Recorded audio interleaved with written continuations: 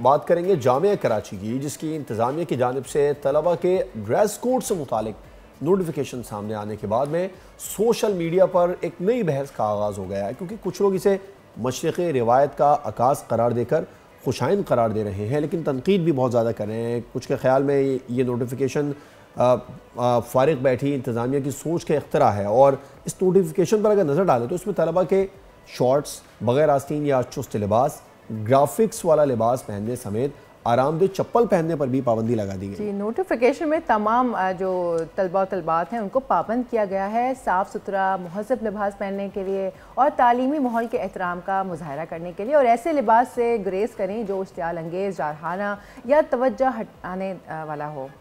بھائی بالکل صاف ستھرا لباس اور مہذب لباس تک تو بات سمجھ آ رہی ہے، لیکن اب آپ یہ بتائیں کہ پہننا کیا ہے، اس پہ تو طلبہ اعتراض کریں گے۔ آپ ان کو صاف ستھرا اور مہذب لباس کا نوٹیفیکیشن آنا چاہیے تھا، پابندی کس پہ لگی ہے؟ جب آپ صاف ستھرا مہذب لباس ہو گیا تو اس میں ظاہر ہے آف کورس اوور آل چیزوں کے اوپر انہوں نے کہا جو بھی کہ اسٹوڈنٹ ہیں وہ لیکن پھر اس کے بارے میں سوشل میڈیا پر بڑی بحث جاری ہے اور ہر انسان جو ہے وہ اپنی رائے کا اظہار کر رہا ہے، لیکن ہم جاننا چاہیں گے کہ اس کی قانونی رائے کیا ہے، قانونی حیثیت کیا ہے۔ سو ہم نے انوائٹ کیا ہے بیرسٹر اختر حسین صاحب کو، جو کہ ماہر قانون ہیں، اور ان سے جانتے ہیں کہ اس جو سچویشن چل رہی ہے اس کی کوئی ایکچولی قانونی رائے ہے۔ السلام علیکم بیرسٹر صاحب۔ وعلیکم السلام، کیسی ہیں میڈم آپ؟ بالکل ٹھیک ٹھاک۔ تو بیرسٹر صاحب سب سے پہلے تو یہ بتائیے کہ یہ جو ایک نوٹیفیکیشن انتظامیہ کی طرف سے جاری ہوا ہے، لوگوں کے مکسڈ ریاکشنز آ رہے ہیں، لیکن ہم یہ جاننا چاہتے ہیں کہ اس نوٹیفیکیشن کی آیا کوئی قانونی حیثیت ہے یا نہیں؟ دیکھیں، اس میں کراچی یونیورسٹی کا جو ایکٹ 1972 میں بنا تھا، اس میں ایک ابھی 2013 میں شاید ایک ترمیم ہوئی تھی جس میں سیکشن 6A کو ایڈ کیا گیا تھا، جس میں اس کی ایک ایکسیپشن دی گئی ہے کہ یہ سیکشن جو ہے وہ یونیورسٹی کو ریلیجس کوڈ آف کنڈکٹ بنانے سے روک نہیں سکتا۔ اس کا یہ مطلب ہے کہ ان کے پاس اس طرح کی پاور تو ایکٹ نے تو پرووائڈ کی ہوئی ہے، لیکن یہ کام ایسے کرتا ہے کہ ایکٹ بننے کے بعد اس کے رولز اور ریگولیشنز بنتے ہیں، یونیورسٹی کے معاملے میں اسٹیچوٹس بنتے ہیں یا کوڈ آف کنڈکٹ، وہ اپنے سنڈیکیٹ یا بورڈ سے اپروو کراتے ہیں، پھر اس کو سندھ گورنمنٹ کی اپروول ملتی ہے۔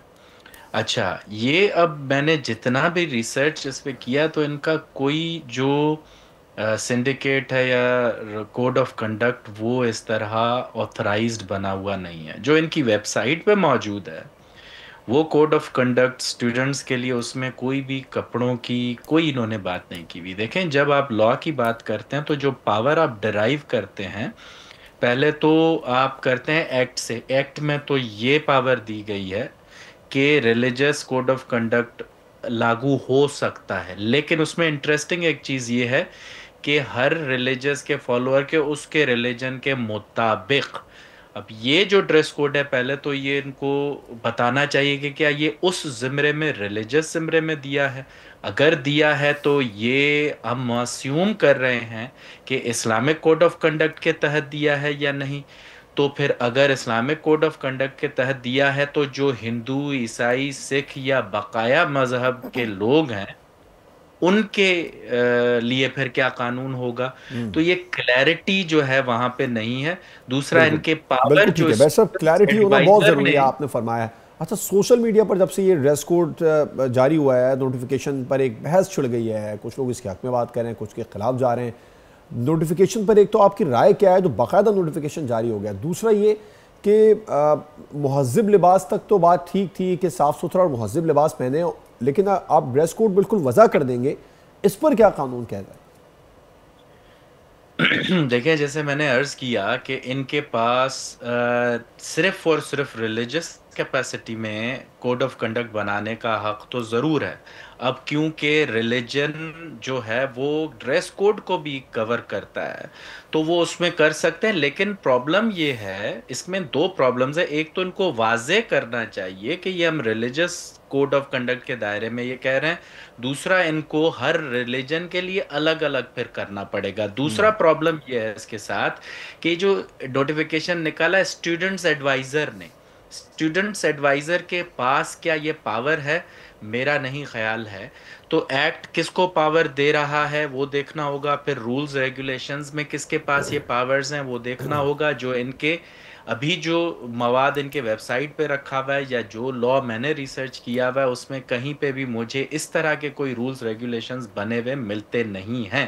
تو پاور ایکٹ میں موجود ہے, ایکٹ کے بعد یہ پاور کون ایکسرسائز کرے گا اس کے اوپر رولز بننے چاہیے یونیورسٹی کی طرف لیکن سے. بہرحال بھائی صاحب اگر وہ اسٹوڈنٹ آرگنائزر نے بھی ہیں تو یہ ہو سکتا ہے. انتظامیہ کو اعتماد میں لے کر یہ نوٹیفیکیشن جاری کیا ہوگا نا. دیکھیں اعتماد الگ چیز ہے اور لیگل پروسیجر کو اڈاپٹ کرنا الگ چیز ہے.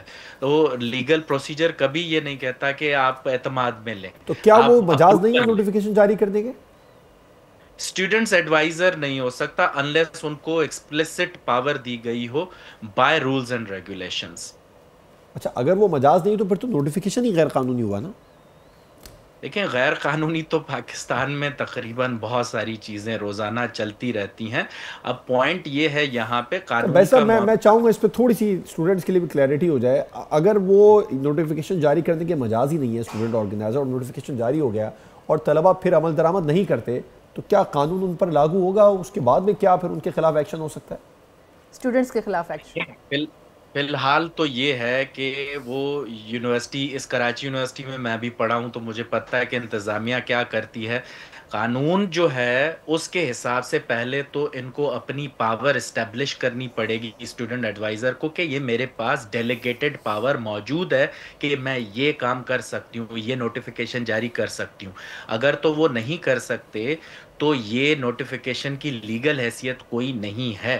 اور جب یہ اب اس کی پریکٹیکلٹی دیکھنی ہوگی. اب لیگل حیثیت تو نہیں ہے لیکن کیا یونیورسٹی کے اسٹوڈنٹس جو ہے وہ اس کو جا کر کورٹ میں چیلنج کریں گے؟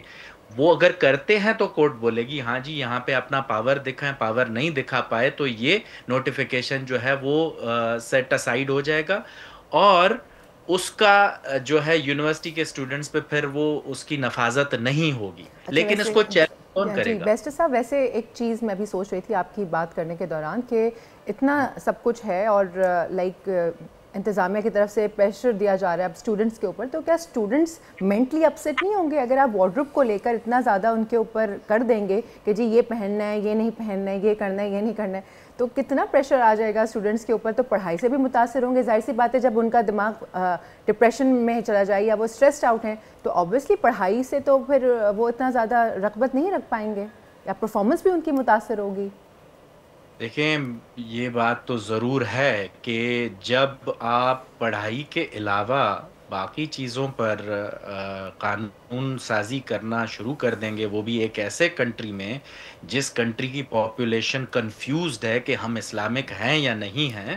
ایک پورا کا پورا جنریشن کا حصہ جو ہے وہ ہمارا ویسٹ کو اندھوں کی طرح فالو کر رہا ہے اور دوسرا جو ہے وہ کہتا ہے کہ نہیں جی ہم اسلام کے اوپر بنے تھے تو اسلام کی نظریے پر ہم نے چلنا ہے, لیکن آج تک کلیئر نہیں ہو پایا کہ یہ کیا ہمیں اسلامی طریقے پر چلنا ہے یا ویسٹ کے طریقے پر چلنا ہے. تو اس سیناریو میں جب آپ اسٹوڈنٹس کو اس طرح کے جو ہے کوڈ آف کنڈکٹ ایشو کریں گے تو وہ ظاہر سی بات ہے ٹینشن میں آئیں گے.